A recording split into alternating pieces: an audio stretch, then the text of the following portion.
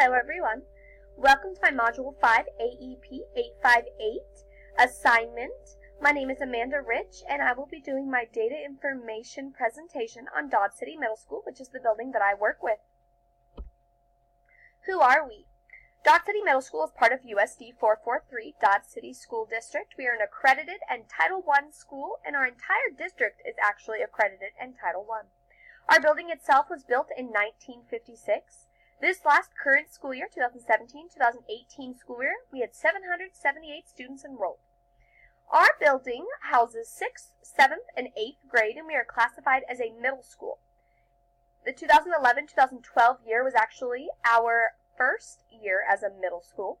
Before that, we were 7th and 8th grade junior high. We have 2 sections for core classes for social studies and science. These classes are held for 42 minutes long. Mathematics and English language arts are 3-section classes. These classes are held for 64 minutes long. The reason behind this was to create smaller class sizes for math and English language arts classes. We offer gifted services, special education services, as well as newcomer services. Our motto and vision statement. Our motto is excellence, equity, and excitement. Our vision statement you can see to the bottom right. This is what our students say every morning after they pledge allegiance. The vision statement is, I will work every day to acquire the skills of being an independent learner, where I can achieve my fullest potential in academics, personal, physical, and moral development, so I can be successful in the 21st century. We take pride at Dodge City Middle School in our attendance rates. As you can see, in 2017 and in 2016, our building, which is listed as the green bar, has the highest attendance rate in comparison to the district as well as the state. Our attendance officer, as well as one of the principals who is designated to oversee attendance, work very hard to work with parents as well as the appropriate government officials on truancy and attendance rate to make sure that our students are at school where they need to be getting their well-rounded education. This is one of many slides of our inside scoop of our students. I chose a few elements of our students that I thought would be the most important. The first one being race and ethnicity. I think it's important to get a whole rounded view of Dodge City Middle School. So I believe that this is important to state that 81.75% of our students are of Hispanic, 13.88% are white, 3.21% are classified as other, and 1.16% are classified as African American. Over to the right, you can see our 5-year demographic trend from 2013, and for the most part, we have seen a very small increase of the Hispanic students, as well as then a small decrease in our white students. To go along with the last slide, I decided that speaking of our English language learning students would be very essential to getting to know about who we are at Dodge City Middle School. 65.04% of our students are English language learners. At our building and throughout our entire district, our students that have marked, or their parents that have marked on their home language survey that they speak Spanish in the home, these students are required to take a test called KELPA. This test is able to determine the student's ability to read, write, listen, and comprehend the English language. Over to the right, you can see since 2013, our English language learning population has greatly increased, and our incoming 6th graders, we have been told, are a very large English language learning community, so we can definitely prepare to see those trends raise up as the upcoming years come. Our next important piece of information, in my opinion, is discussing our migrant students. 19.79% of our student population is classified as migrant. As you can see over to the right in the 5-year demographic trend, since 2013, this number began at 13%, and we are up near 20%. That is a 7% increase within 5 years.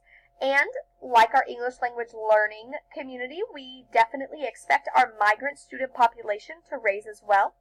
Something very interesting in our district is our middle school program is called Exito program.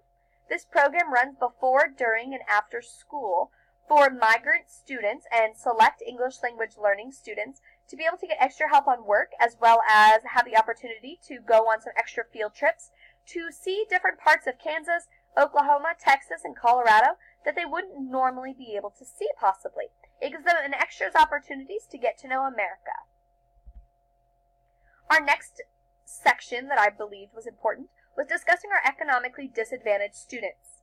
At Dodge City Middle School alone, we have 84.58% of our students are classified as economically disadvantaged, where 15.42% are classified as non-economically disadvantaged.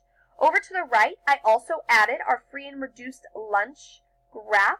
The graph that I have selected to show you has every single building at our district. The fifth one down is Dodge City Middle School, and as you can see, this specific graph states that we had 764 students in our building this year, and that 74.6 of these students were approved for free lunch, whereas 10.7% of students were approved for reduced lunch prices. I just noticed that over on the graphic got cut off, but the percentage of students that are approved for free or reduced lunch is 85.3% in our building alone. A program that I also really love that our building has is we have free breakfast for all in the mornings. This breakfast gets brought up to our classrooms, and our students are all then allowed and are able to eat breakfast if they choose during our advisory time. A piece of information that I also thought was important to discuss was our teacher licensure. Currently, this last year, we have 93.44% of our teachers in our building are fully licensed. The 6.56%, I believe, is listed as not fully licensed because this last year we had 2 or 3 positions that were unable to be filled, and they were filled with long-term substitutes, which I then believe directly correlates to the core content, highly qualified teachers. We are now going to begin our student scores. We're going to begin with mathematics, then English, and then science. As you can see with our mathematics, this specific graph that I chose from the dashboard provided in Module 3 compares our building scores with our district scores as well as our state scores. These scores go with both 2016 and 2017 years.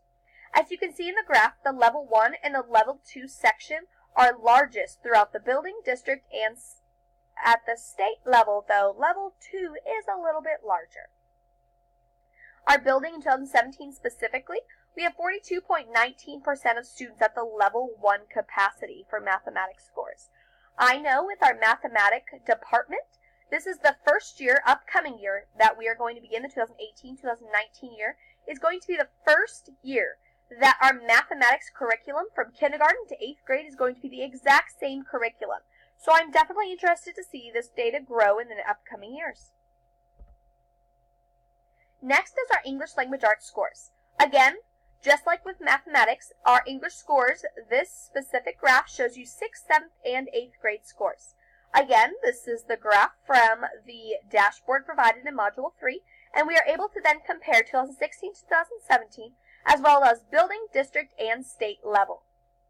Our English scores definitely have some room for improvement, especially with the 2017 scores. It states that almost 47% of our students fall in the Level 1 category within our building.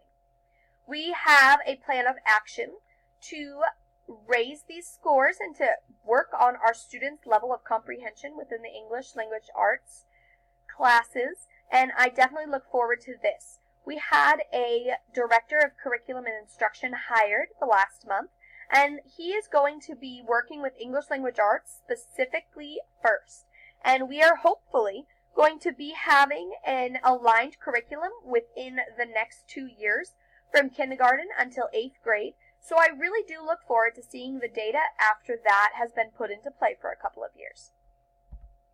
Our science scores are as shown. These are again 6th, 7th, and 8th grade 2017 scores between building, district, and state.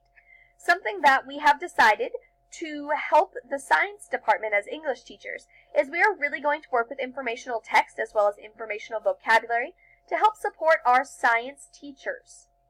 Hopefully this will help their comprehension levels and have the students be able to succeed in science with informational texts. Our building as a whole works very well together. We have multiple designated times to be able to work together as a team, to be able to work together in same core subject, as well as our entire subject department. As you can see, it states that we have daily designated time to work with our team of teachers for 42 minutes. We also have weekly professional learn community time for 42 minutes with the other teachers that teach the same content in the same grade as us.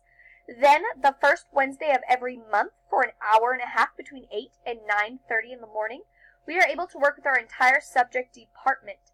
During this time, we discuss various things, whether it is tests or being able to align our curriculums a little better, or what we can do to help support each other throughout the grades.